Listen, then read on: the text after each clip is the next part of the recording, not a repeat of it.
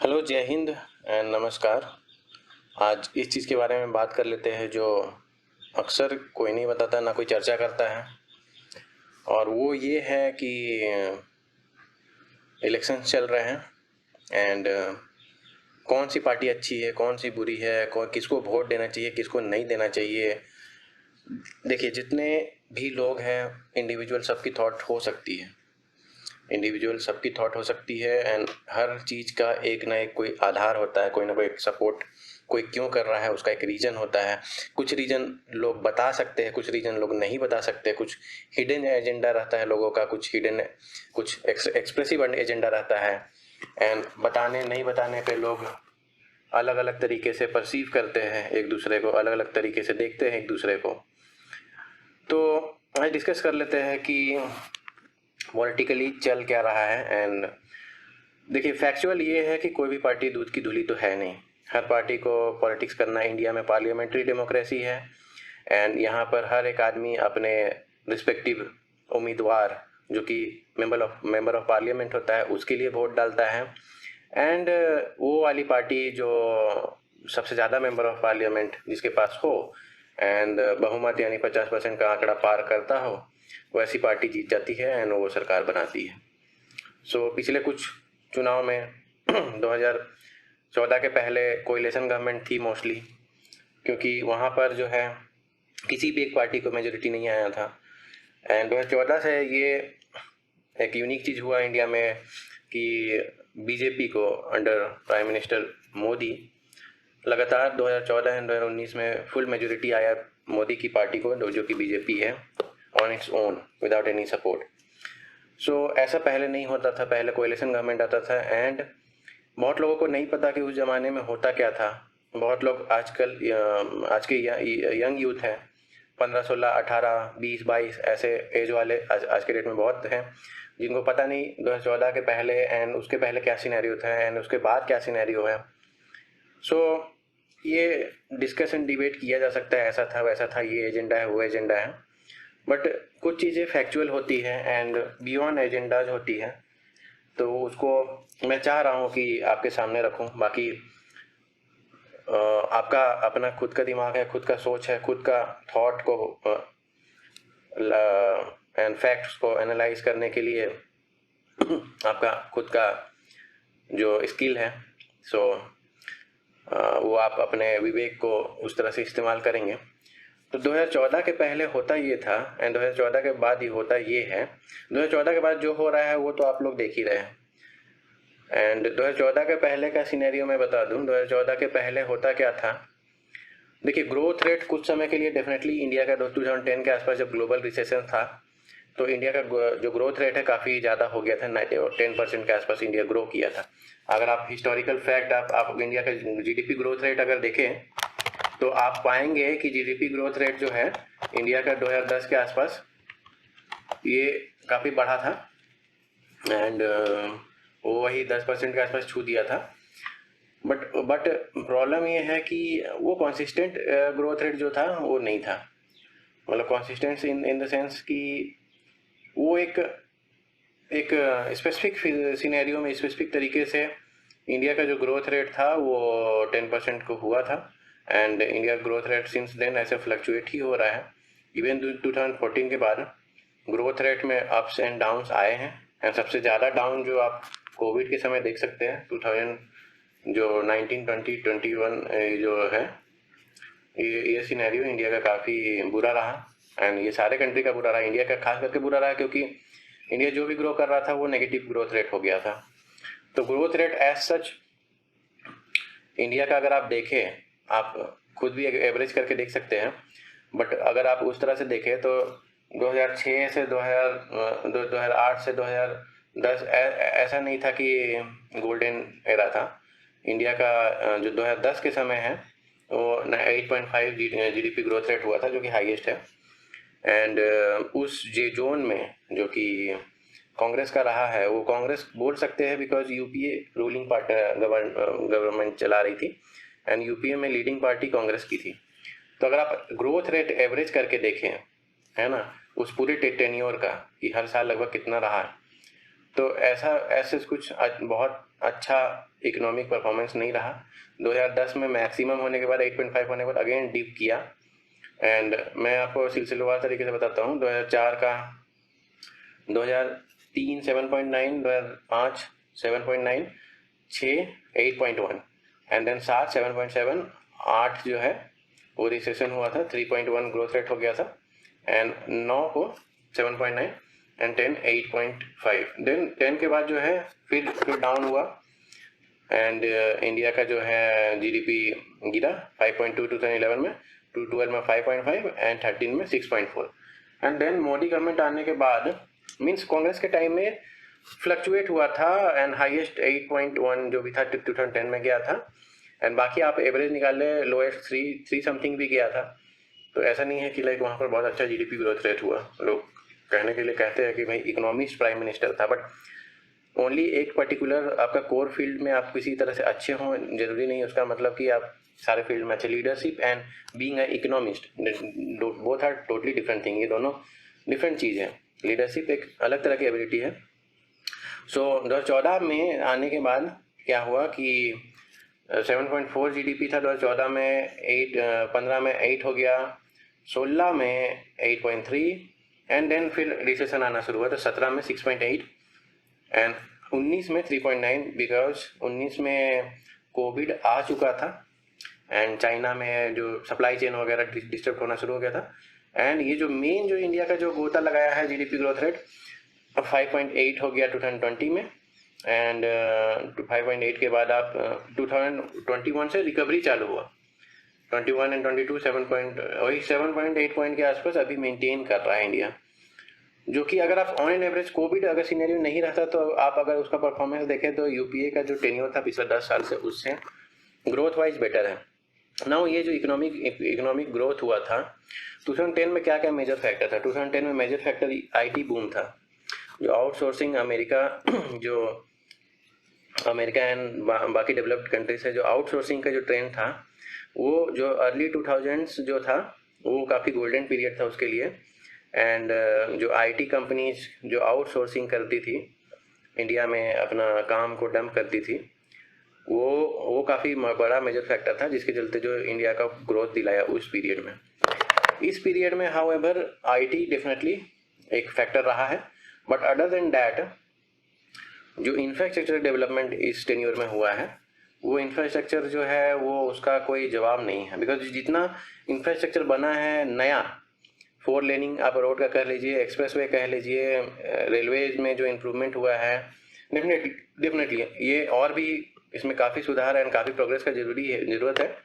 But पिछला 10 years में जितना रैपिडली हुआ है रेलवे का इलेक्ट्रिफिकेशन बोल लीजिए, ऑलमोस्ट अभी सारा रूट इलेक्ट्रीफाइड हो गया, 80-90% ऑलमोस्ट इलेक्ट्रिफिकेशन हो गया है।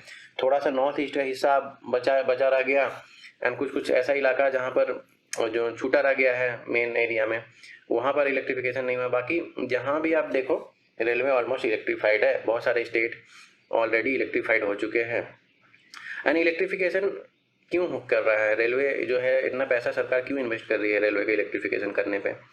तो इसका सीधा यही रीज़न है कि हमारा बहुत जो भी रेवेन्यू है, बहुत सारा डॉलर है वो जाता है, सबसे बड़ा चीज़ जो इंडिया इंपोर्ट करता है देश में वो है पेट्रोलियम, ऑयल।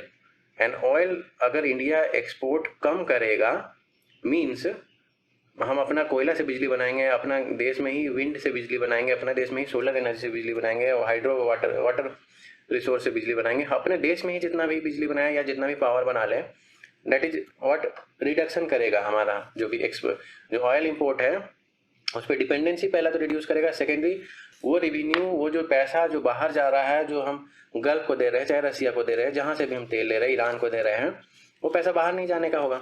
एंड ऑयल एकमात्र ऐसा चीज़ है जो इंडिया इंपोर्ट करता है एंड ये जो वॉल्यूम छोड़िए वैल्यू वाइज सब काफ़ी ज़्यादा इंपोर्ट का इंडिया का हिस्सा बनता है। एंड ये अगर मान लीजिए ये पैसा हम बाहर ना भेज के देश में ही रहे, देश में ही ये सर्कुलेट हो, देश में ही और चीज़ करने के काम आए, तो डेफिनेटली ये देश में डेवलपमेंट होगा एंड दिखेगा।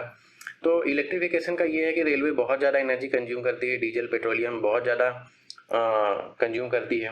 अगर रेलवे इलेक्ट्रीफाइड होगा तो ग्रीन भूल जाइए, सरकार भले बोलती हो कि ग्रीन एनर्जी हम दे रहे हैं और ये दुनिया को दिखाने का बात है, इसमें सच्चाई तो नहीं है। इंडिया मोस्टली, इंडिया का जो टारगेट है दैट इज़ कि इंडिया को अपना एक्सपोर्ट रिड्यूस करना है ऑयल का। एंड सिंस हमारे देश में ऑयल होता नहीं है, स्ट्रैटेजिकली बोले तो ये ज़रूरी है। कल को जो ऑयल इंडिया का इकोनॉमी हिल जाएगा अगर इंडिया बहुत ज़्यादा ऑयल डिपेंडेंट रहेगा, और कल को ऑयल मार्केट में, कच्चा तेल का मार्केट में अगर फ्लक्चुएशन आता है या कुछ भी आता है तो इंडिया को लेस ऑयल डिपेंडेंट होना है। ईवी में जो इतना सरकार पुश कर रही है, इसका भी यही रीज़न है कि इंडिया नहीं चाहता कि ऑयल इंपोर्ट हो। इंडिया के पास कोल का बहुत बड़ा भंडार है, एंड झारखंड, छत्तीसगढ़, ये सब इंडिया का ये सब जगह जो है, यहाँ पर कोल का बहुत बड़ा रिजर्व है। एंड आगे आने वाला कई 100 साल तक हमारे पास कोयला रहेगा ताकि हम बिजली बना सकें। डेफिनेटली ये इन्वायरमेंट को पॉल्यूट करेगा, but since India is a developing country, हमको अभी पॉल्यूशन का, क्लाइमेट चेंज का उतना पड़ा हुआ नहीं है। और मेन यही है कि हमको इंपोर्ट रिड्यूस करना है, एंड गवर्नमेंट का यही टारगेट दिख रहा है कि इंपोर्ट को रिड्यूस करो एंड एक्सपोर्ट को बढ़ाओ। हमारे पास अभी कुछ वैसा नहीं है कि हम बहुत ज़्यादा एक्सपोर्ट कर सके। जितना भी नेचुरल रिसोर्सेस इंडिया में होता है ये मोस्टली लोकल कंजम्पशन में ही ख़त्म हो जाता है। इंडिया है तो बहुत सारा चीज़ का मेजर प्रोड्यूसर, बट ये लोकल कंजम्पशन इंडिया का बहुत ज़्यादा है। ऑलमोस्ट 7% बोल रहा हूँ, ऑलमोस्ट हर इंडिया का पॉपुलेशन 1.4 बिलियन है एंड दुनिया का 8 बिलियन है। तो आप अंदाज़ा लगा लो, अगर दुनिया में 8 लोग रहते हैं तो 1.5 लोग इंडिया से हैं, ठीक है। तो इतना ज़्यादा वर्ल्ड का पॉपुलेशन है इंडिया में रहता है। तो इंडिया एक देश नहीं है, इंडिया को आप एक कॉन्टिनेंट मान सकते हैं। तो ये बात हो गया। एंड इंडिया डेफिनेटली इंफ्रास्ट्रक्चर में, जीडीपी में, नेशनल सिक्योरिटी में, जो कि मैं देख सकता हूँ कि इंडिया अच्छा खासा इन्वेस्ट कर रहा है। एंड ये प्लस पॉइंट है, एंड ये बहुत बड़ा प्लस पॉइंट है। जो बेसिक नेसेसिटी है, फॉर एग्जांपल टॉयलेट देना या गरीबों को घर देना या राशन देना, ये डेफिनेटली इंडिया इसमें भी अच्छा कर रहा है कि जो पॉवर्टी में है उन लोगों को ऊपर निकालने के लिए जो योजना है गरीब लोग के लिए, डेफिनेटली एनडीए गवर्नमेंट, बीजेपी की गवर्नमेंट जो है इस चीज़ में अच्छा कर रही है।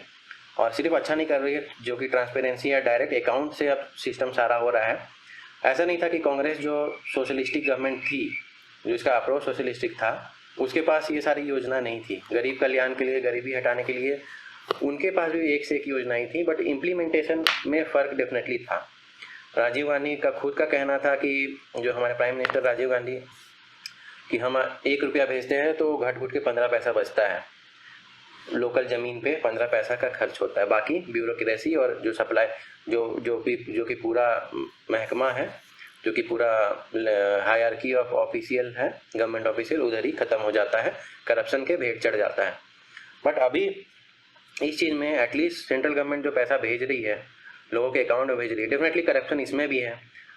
इसमें भी दिखते हैं कि लाइक अकाउंट में तो भेजती है, बट बहुत सारे केस में ऐसा होता है कि कोई होता है, हर कोई को जानकारी नहीं होता है, गरीब को जानकारी नहीं होता है, तो कोई उसके लिए फॉर्म भर देता है या कोई उसको हेल्प कर देता है, या कोई जो पावरफुल होता है इंसान गांव में, वो वापस उससे पैसा मांग लेता है कि तुमको इतना मिला तो मेरे को इतना लौटा दो।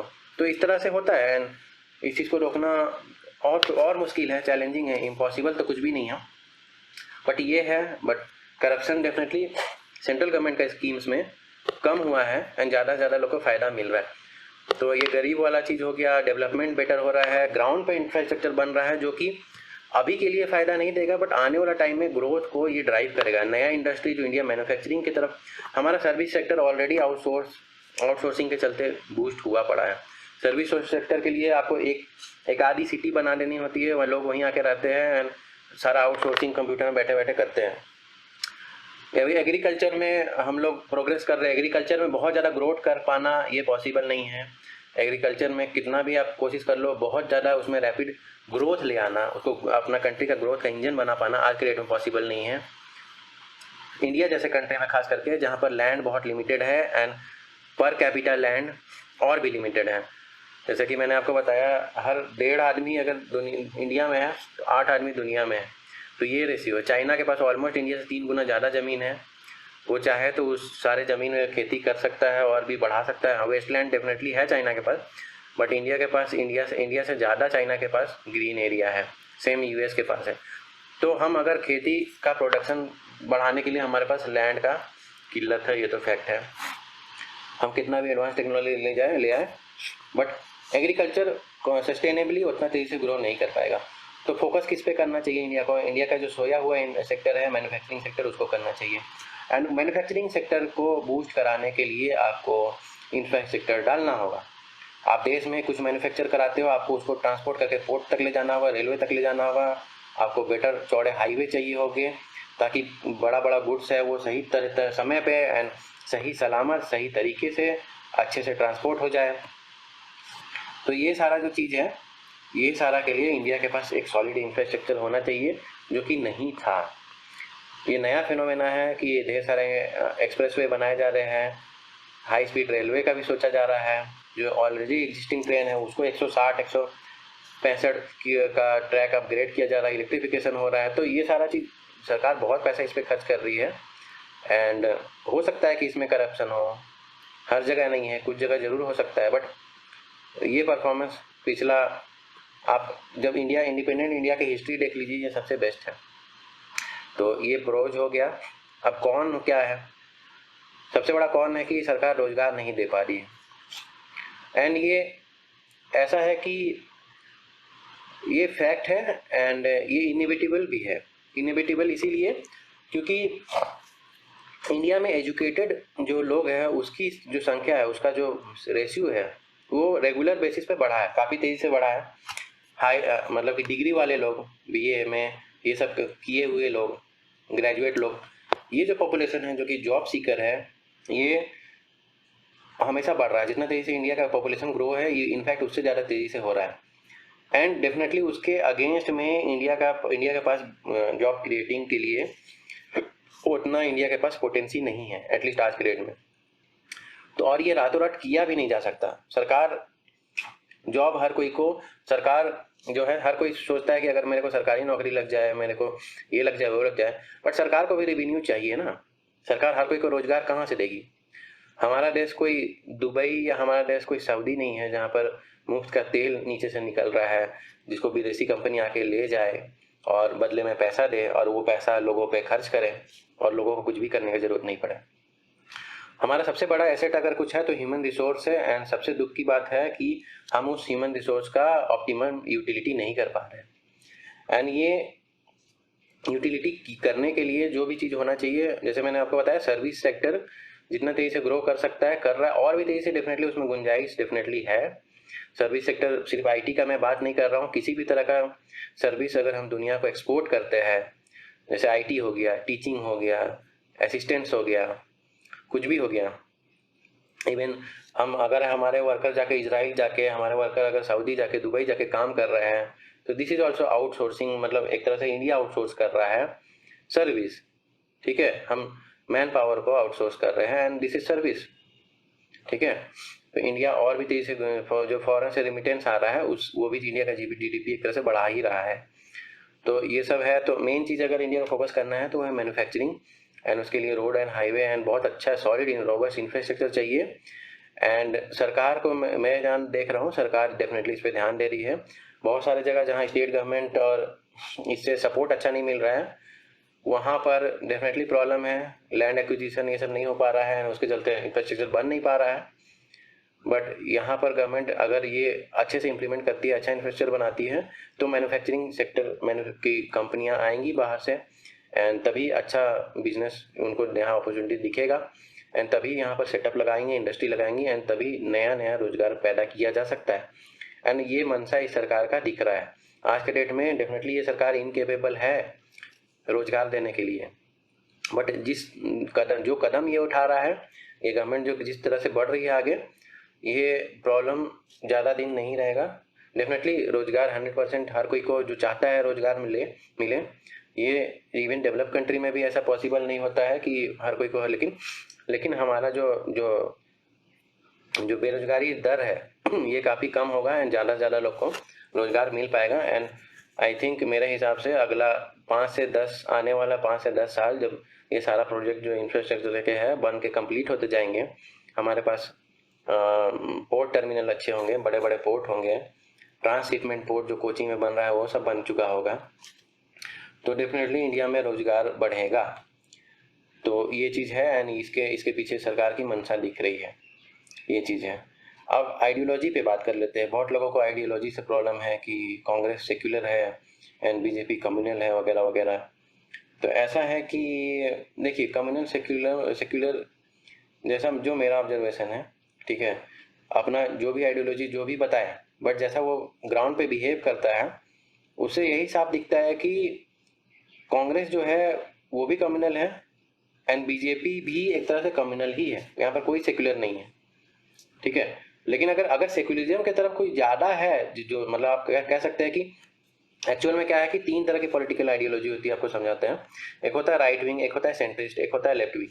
तो लेफ्ट विंग जो होता है वो टोटली एंटी रिलीजन और वगैरह वगैरह उन लोगों का फिलॉसफी होता है, सोशलिज्म और ये सब चीज़ के, एंटी कैपिटलिज्म। तो इस तरह का उसका बहुत सारा। सेंट्रिस्ट होता है वो एक तरह से थोड़ा बैलेंस्ड होता है। एंड जो राइट विंग होता है वो रिलीजियस होता है। तो देखिए, कांग्रेस की जो पॉलिसी दिखी है सेकुलरिज्म के नाम पे, डेफिनेटली उन्होंने एक पर्टिकुलर कम्युनिटी को अपीज किया है एंड सेकुलरिज्म के नाम पे वो एक्सपेक्ट करते हैं कि मेजोरिटी जो है उनकी बिलीव्स के ऊपर उनकी बिलीव्स को चेरिश ना किया जाए, उनकी बिलीव्स को परोसाना ना दिया जाए वगैरह वगैरह। और वो आइडियोलॉजिकली चाहे अपने आप को जो भी बताए सेकुलरिस्ट या जो भी, बट जो है वो वोट बैंक ही उनका मेन आइडियोलॉजी है। वोट बैंक सबका आइडियोलॉजी है, बट वो वोट बैंक के लिए मेजोरिटी कम्युनिटी को फॉर ग्रांटेड लेते हैं वो लोग। एंड मेजोरिटी कम्युनिटी जो है चूंकि आसानी से बढ़ जाती है एंड उसको बांटना आसान है, क्योंकि प्रॉब्लम तो है, अभी प्रॉब्लम ढेर सारे हैं, बेरोजगारी है, ये है वो है।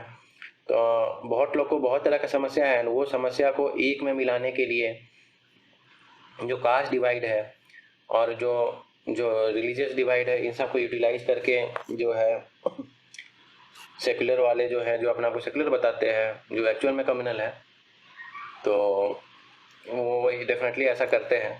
एंड ऐसा बीजेपी भी करती है। बीजेपी अपीजमेंट तो नहीं करती, बट बीजेपी का जो टिल्ट है, अगर कांग्रेस और बीजेपी में बात किया जाए कि कौन सेंटर की तरफ ज़्यादा टिल्टेड है, कांग्रेस लेफ्ट विंग की तरफ ज़्यादा टिल्टेड है। एंड वो जो भले अपना को राइट फंडामेंटलिस्ट नहीं बोलती हो, बट वो जो माइनॉरिटी कम्युनिटी है उसके तरफ से वो राइट है। उसका एक तरह से सोच, उसके काफ़ी सारे लीडर्स उसी कम्युनिटी से बिलोंग करते हैं एंड उसी तरह से उनका जो ये है बिहेवियर हो गया है। तो कांग्रेस में ये प्रॉब्लम है एंड बीजेपी में ये प्रॉब्लम है कि बीजेपी को बोला जाता है कम्युनल, बट उसका टिल्ट सेकुलर की तरफ हो जाता है, वो और सेंटर की तरफ वो टिल्ट होकर बैठ जाती है। जो राइट विंगर या जो जो राइट विंग वाले हैं वो एक्सपेक्ट करते हैं कि वो और राइट विंग हो, बट वो सेंटरिस्ट सेंटर की तरफ हो जाती है, क्योंकि वो नहीं, वो उसका ऐसा पॉलिसी रहा है, ऐसा दिखता है ना।